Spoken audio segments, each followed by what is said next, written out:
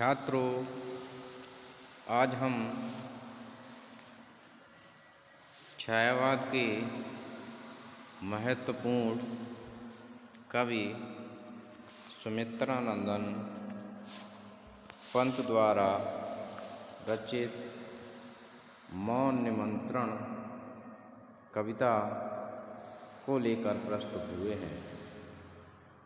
पंत जी की यह कविता रहस्यवादी भावना को प्रकट करती है। कवि ने अपनी रहस्यवादी भावना को प्रकट करने के लिए प्रकृति के विभिन्न उपमानों को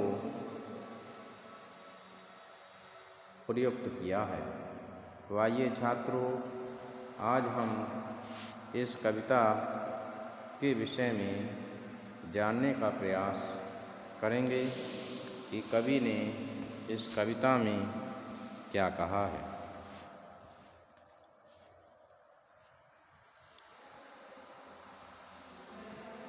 कवि पंत जी वसंत तथा प्रकृति को नायक और नायिका के रूप में उपस्थित करते हैं इस कविता में। तो आइए छात्रों, अब हम शुरू करते हैं ये कविता कि देख वसुधा का यौवन भार, गूंज उठता जब मधुमास, विदुर के से मृदु उद्गार, कुसुम जब फूल पड़ते स्वच्छ बास।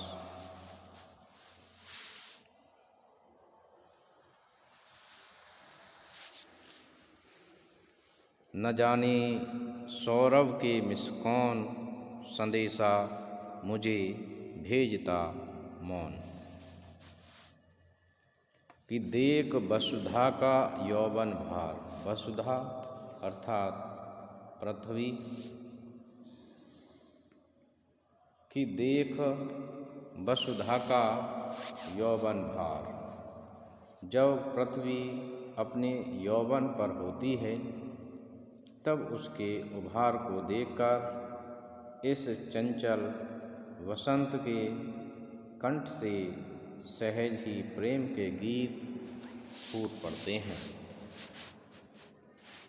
तात्पर्य ये है कि जब वसंत ऋतु आती है तब प्रकृति वधु हरी भरी होकर नवीन काले कुसुम सौरभ से सज्जित होकर उसका स्वागत करते हैं।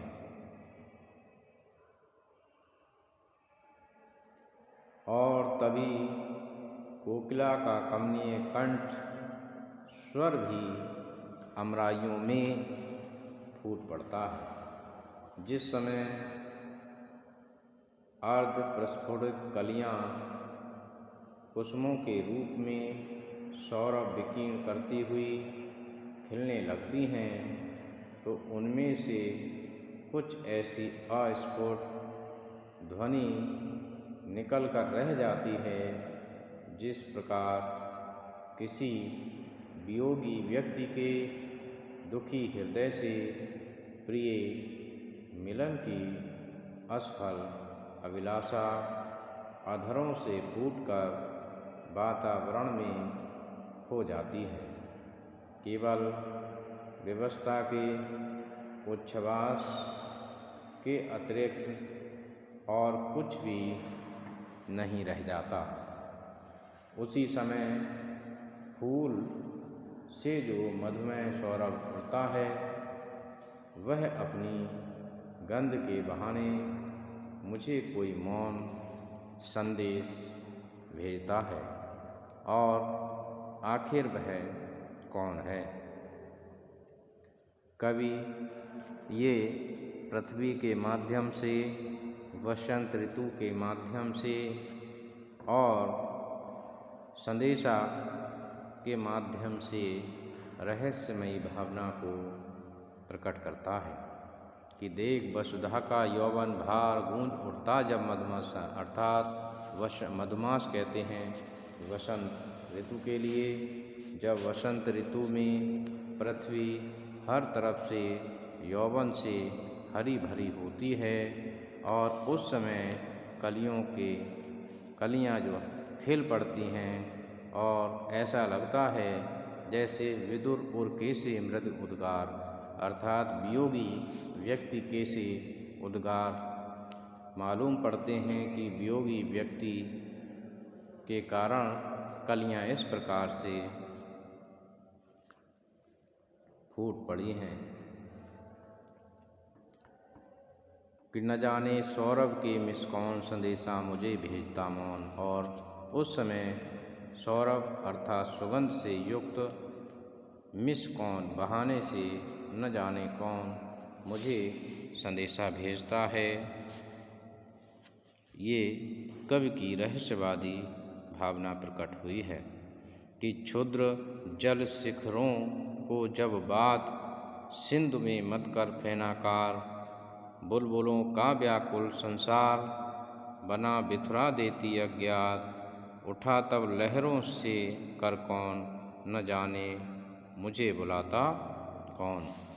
कवि कहता है कि क्षुब्ध जल शिखरों से जब बात, अर्थात जल के शिखर अर्थात झरनों को जब बात माने वायु हवा सिंधु में मत कर फेनाकार, और ऊंची ऊंची लहरों के लिए जब हवा मत कर सिंधु में मत कर फेनाकार, अर्थात बड़े बड़े झाग जो है सागर में बनाती है और बुलबुलों का व्याकुल संसार, और उसमें विभिन्न प्रकार के बुलबुले व्याकुलता के प्रतीक दिखाई दे रहे हैं कि बुलबुलों का व्याकुल संसार, कि जिस प्रकार से संसार में लोग व्याकुल हैं और समुद्र में बुलबुले उठते हैं, बनते हैं और फूटते हैं, उसी प्रकार से संसार के लोगों में भी इसी प्रकार से उथल पुथल मची हुई है। बना बिथुरा देती अज्ञात, उठा तब लहरों से कर कौन न जाने मुझे बुलाता कौन। कि उठा तब लहरों से कर कौन, कर माने हाथों को उठाकर, न जाने वह कौन सी अज्ञात शक्ति है जो मुझे अपनी ओर बुलाने का संकेत करती है।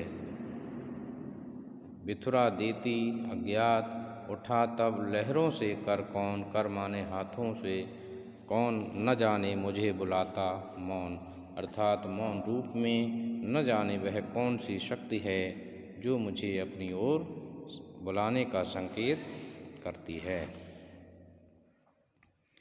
कवि आगे लिखता है कि स्वर्ण सुख श्री सौरभ में भोर, विश्व को देती जब बोर, बिहग कुल की कलकंठ हिलोर, मिला देती भू नभ के छोर, न जाने अलस पलक दल कौन, खोल देता तब मेरे मौन। कि स्वर्ण सुख श्री सौरभ में भोर, स्वर्ण कहते हैं सुनहरी, श्री कहते हैं शोभा को, और भोर अर्थात प्रातःकाल, और बोर माने डुबोना। कि स्वर्ण सुख श्री सौरभ में भोर, विश्व को देती जब बोर, अर्थात कवि कहता है कि प्रातःकालीन प्रकृति की सुषमा का वर्णन करता है और वह कहता है कि जब सूर्य की सुनहरी किरणें सभी दिशाओं में फैलकर नवीन आशा, विश्वास और चेतना का संदेश सुनाती हैं, तब चारों ओर का वातावरण श्री संपन्न हो उठता है।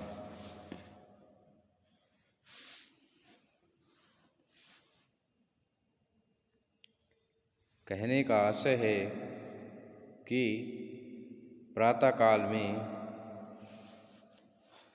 चारों तरफ का वातावरण सुगंधी और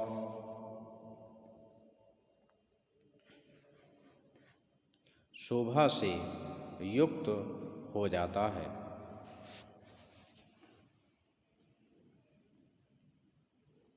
प्रातः खिलती हुई कलियों का मधुर मकरंद अपने उन्माद में संपूर्ण सृष्टि को डुबा देता है। अर्थात कलियों से निकलने वाला मकरंद कहते हैं शहद के लिए, अपने उन्माद से संपूर्ण सृष्टि को डुबा देता है। अर्थात संपूर्ण सृष्टि में उसका मधुमेह व्याप्त हो जाता है।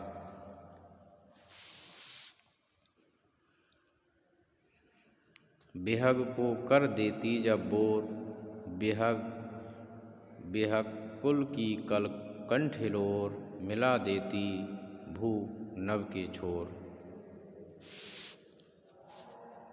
पेड़ों के शिखरों पर बैठे हुए पक्षियों का मोहक संगीत अपने स्वरों के आरोह तथा अवरोह के द्वारा धरती और आकाश के सुदूर किनारों को मिला देता है। उसी समय कोई चुपचाप पीछे से आकर मेरी अलसाई हुई पल्लवों को उसी प्रकार खोल देता है जिस प्रकार फूलों की पंखुड़ियों को सूर्य अपने किरण रूपी हाथों से खोल देता है।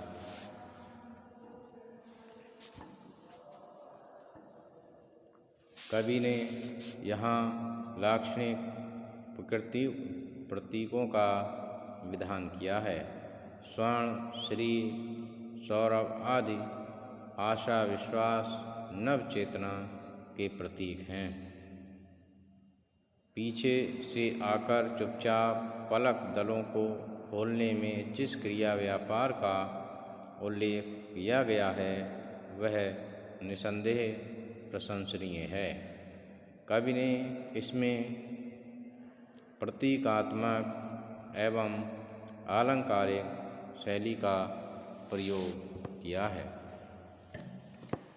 कवि अपनी रहस्यवादी भावना को सांसारिक प्रतीकों के माध्यम से व्यक्त करता है और उसे उस रहस्य का उद्घाटन करना ही उसका मूल उद्देश्य इस कविता में दिखाई देता है। उस अज्ञात सत्ता की ओर कवि का मंतव्य व्यक्त हुआ है। वह अज्ञात सत्ता के प्रति आकृष्ट होता है कि आखिर कोई न कोई ऐसी अज्ञात सत्ता जरूर है जो उसके लिए संकेत करती है। धन्यवाद छात्रों।